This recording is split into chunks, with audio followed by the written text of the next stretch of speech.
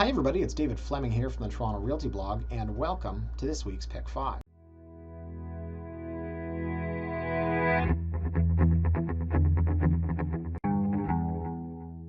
Now, if you were with me last week, you witnessed the Toronto Realty blog turned into the Mississauga Realty blog for just 1 week.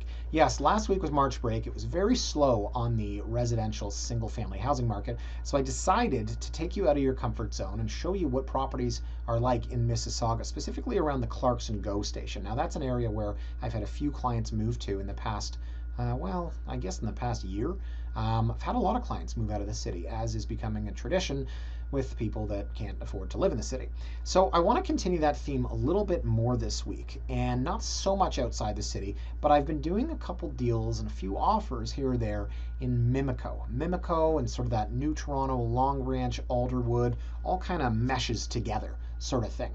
Now, before I get there, I need to print a retraction. And I'm not going to print this, I'm going to say this. It's not really a retraction, but it's a good thing that one of my clients, I'm going to save his anonymity. I'll just refer to him as Pete Peter. His middle name is Peter. Seriously, his parents are crazy. His name's Pete. Told me that the Clarkson GO train that I said was 37 minutes is actually 22 when you take the express. So even better, move out to Clarkson, 22 minutes. And it's so funny because last week's, if you watched it, I was showing how long it would take on public transit from various different condos. So it was 37 minutes in public transit to get from the Robert Watson lofts at 363 Sororan, but it's only 22 minutes door to door from Clarkson to Union. So thank you, Pete Peter, for bringing this to my attention. And so this week, as I said, we're going to zoom into, take a look here, guys, this area here, Mimico. And what you've got there in the center is another GO station. This is what I'm trying to show people. Our public transit is terrible, but if you're on the GO line, you can get to Union quick fast, as the kids say. So Google refers to Mimico as this area that is outlined, obviously shaded here. I'm going to refer to it basically as including New Toronto, Long Branch, and Alderwood. Basically, I take Brown's line. Let me just center this here, guys. Okay, let's draw around this. Brown's line to the water, and then the Gardner, more or less, okay? And I know that if you're from Mimico, you're going to say, look, this is Mimico, that's New Toronto. Fine. Then today's blog is on Mimico, New Toronto, Alderwood, Long Branch, anything that's near the GO. Because what we've got here, folks, is we've got the Mimico GO. And today we're going to be looking at a house that's on Cavell, literally a stone's throw. I could throw a stone really far. I could throw a stone from this house to the GO train, as long as it was like a stone in the size of a baseball, you know, just real stone's throw. It's kind of ridiculous when you think about it, the saying, the stone's throw. Who's throwing the stone? Okay, and then we're also going to look at a property that is, I can't tell on the map, but I believe it's down in this pocket here. Yes, it's on Miles. So again, Miles, if you want to walk up Royal York, great, ride your bike, lock it at the GO train station, do whatever you want, take a bus. And then we're going to kind of venture out towards, stay with me here, guys, the Long Branch GO. And as somebody that doesn't take public transit, I know, I don't really have a leg to stand on here when I say this, but our transit is terrible in the city of Toronto.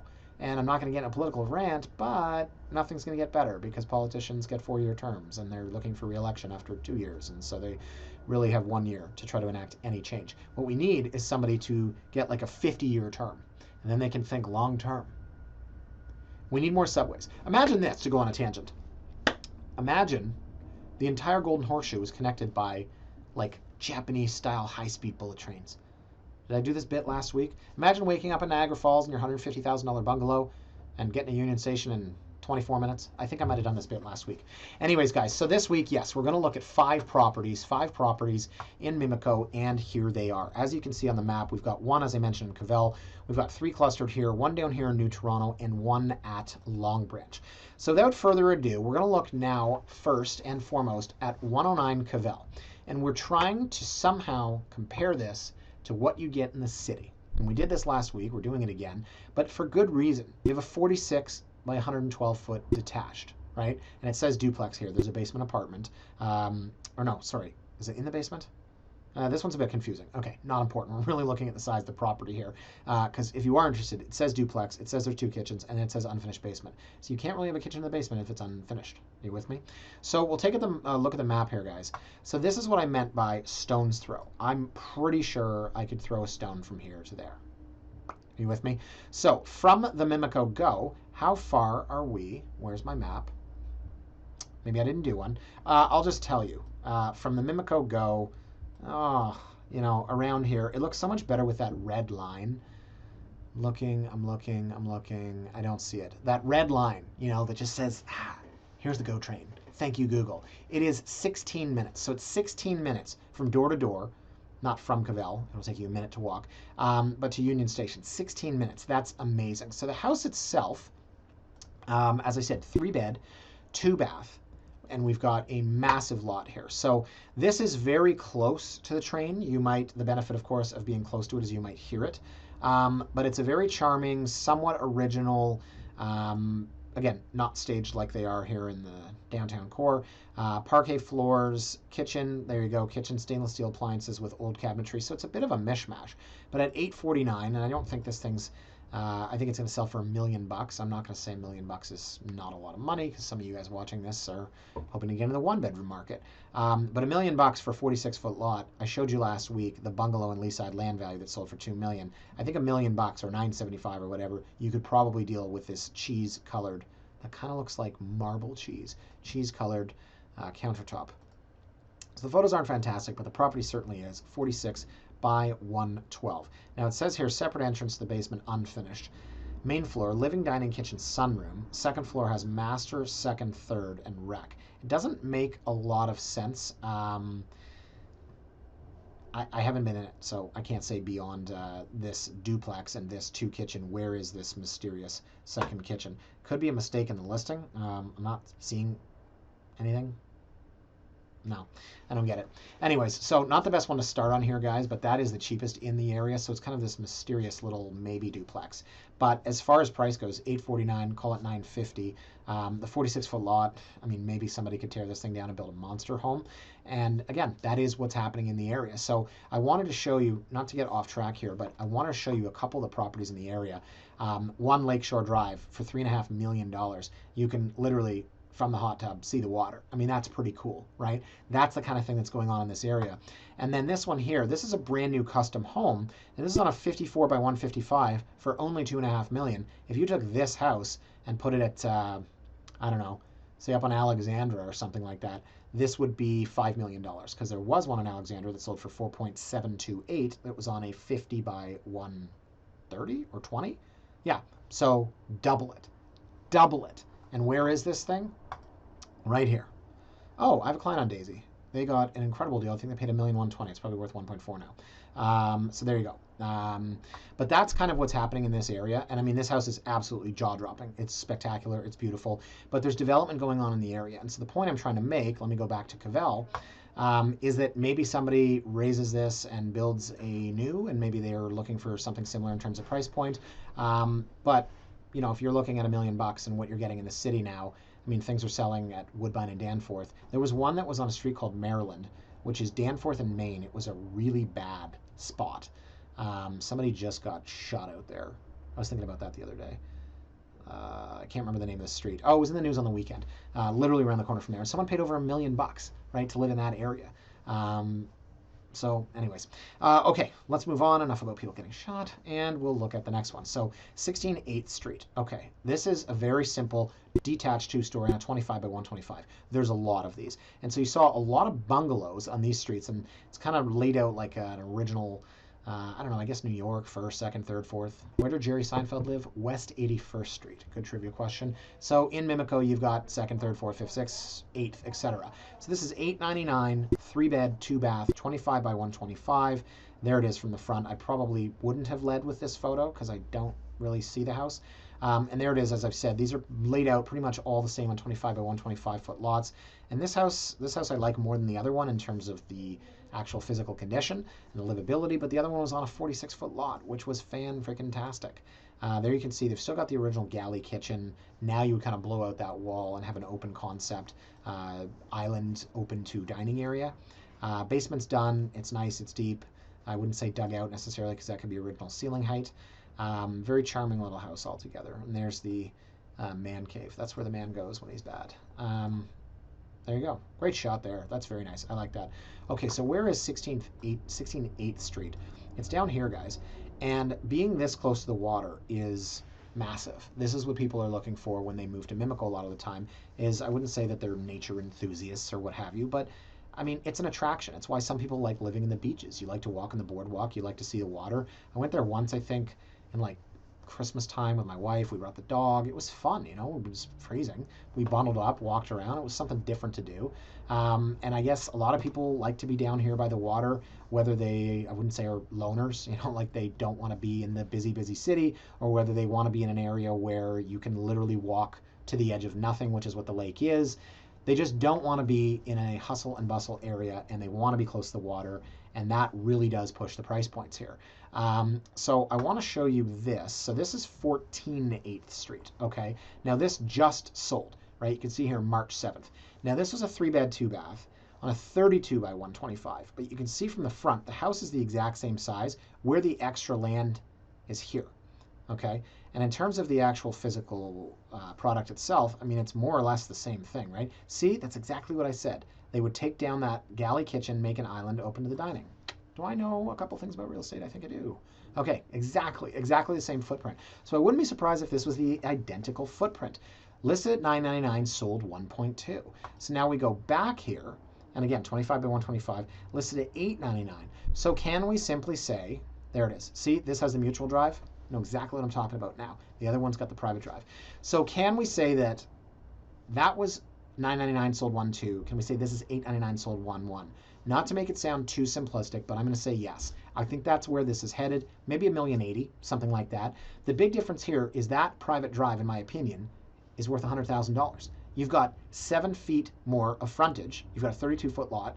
And does that really get you anything other than a number? It gets you a private driveway. So is the private drive worth $100,000? Not necessarily, but I think that the lot is. And so you take this, anyone looking at this property, and say, well, what's it going to sell for? We literally, from 2 weeks ago, have the identical comp that we need.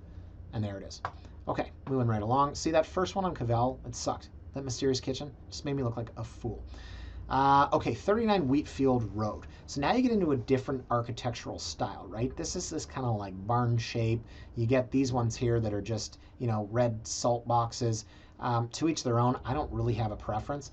We'll show you where this is on the map, Wheatfield. Okay, so this, again, I didn't tell you how far the last one was from the go, but it doesn't matter now. Okay, so see how far this is from the go. So I don't know how long it takes you to walk, let's say 3, 8, 15, 18. So say it's like a 15, well, I don't know, maybe I'm way off there. I'd say it's a 15-minute walk, right? Or you could take the bus up Royal York. So to the GO station, and then you're 16, 17 minutes into the city. So we've got here a very similar property, and it's going to sell for a very similar price, right? It's 28 3/4 by 125. The other one was 25 by 125. It's the same 3-bed, 2-bath. Different, as I said, style. And then on the inside, you've got a different layout because it's got the side staircase that kind of splits the home up. Some people don't like that. It's a little dated. The colors are bad. The furniture's terrible. It's not staged, but it's more or less the same footprint when you get right down to it. Now they've opened the kitchen up. They've got a little more width here, right? Those extra 3 feet make a big difference when you've got, see here, same thing, mutual drive, right? And that's what this one had, was the same thing, mutual drive. So you don't have that extra space as you would with a 32-foot lot. And so the kitchen is the only, holy crap, look at this, peach and purple. So say the kitchen's the only like unoffensive room in the house, but the colors here, holy moly, just keeps going. A teal, oh, a lime, oh, an orange, a yellow. This is amazing. You know what? Let's start over here just for fun. Okay, ready? What color would that be? Mustard, dark pink, more mustard, same kind of dark pink, same mustard, peach, purple, ugly yellow, teal, lime green, orange, more mustard. The end. Why? Why would you list a house like that? I've painted probably every listing I've had this year to some extent. It's just crazy the things people do. Anyways, okay, so where were we here, guys? This one is $989. Again, apples to apples, this should be $1,050,000. This should be maybe not quite the 1.1 that we were predicting for the other house, but I think this is $1,050,000. And just to make a point here, guys, again, this is a detached house on a 28 3/4-foot lot for $1,050,000. So think about the properties that we've looked at. And I always go to Danforth and Woodbine. That's where my mind always goes, because those are the semis. Everyone in this market is battling to get in under $1 million, and that's where all the semis are. I mean, you want to go further over, you want to go, say, just east of Plater Estates into the Langfords and the Woody Crest, not a chance. This house on those street, you're talking 1.6, 1.7. They don't really even have them. So the point I'm making, guys, is that this is still in Toronto. Yes, it's in Mimico. But if you're looking for more, you get this house for $1.50 million. You cannot afford this house. Cannot afford this house anywhere in the central core. And even if you took this, say you took this exact house and you put it in Bloor West Village, I still think it's 1.6. It could be 1.7. In this market, it could be 1.8. And I really do think if you took this house, say on Windermere, and put it 15 houses north of Bloor, I think this house is 1.8. And here we are for $1.50 million. So move to Mimico, ladies and gentlemen. Here we go, 29 miles. Okay, 29 miles. We're getting into a nicer quality of real estate here. So why is this nicer? Well, it's on a 33. It's got a nice big, this is a mutual, but it's like a double mutual. So it's basically like a private. Has a third bathroom, so 2-piece on the ground. Has a main floor family room extension. So it's a bit nicer and it's a bit bigger. This is a classic 80s top-up. And I think they did it in the 2003. So I'm going to say classic 80s top-up because this is when it was huge. This is like growing up in Leaside, my first house at 128 Parkers Boulevard. It was a classic 80s top-up, just like this. Keep the original brick and then do like this, what would you call that? English, not Tudor. I forget. What's this style called? Anyways. Okay, so inside's a little bit nicer, a little bit wider, definitely more modern. Maybe don't love the kitchen cabinet color, that's fine, but that's the main floor family room, right? And that's the depth of this lot, or sorry, the depth of this house is what the other ones didn't have. So that's your main floor family room, big bathroom upstairs. What is going on behind me? It sounds like someone's trying to start a chainsaw. Who did I piss off? Okay, another terrible photo here. Don't love the red, but you start to see the size of the bathroom, and that's what we're not getting in these really jammed little 15 by 100 foot properties. Is you don't get a nice big bathroom. So there's a shot of the back deck. You've got some grass. There's your red brick, and there's your add-on, right? A thumb in the photo, an aerial shot. Hello. And then now they're just doing weird things with photos. Okay, great. And the end. So let me show you where this is, guys. Again, very close to the water. So we're talking 29 miles, but we're really 1, 2, 3, 4, 5. We're like 7 houses in. And again, if you want to talk about how close is this to the go, we're maybe not walking distance. And here's where, see these guys here, you can take the Lakeshore, what is that, the bus, if you wanted to, take the bus into the city. But still, I would probably prefer to zip up here to the Mimico Go. But because we're this close to the water, this is really going to push the price point.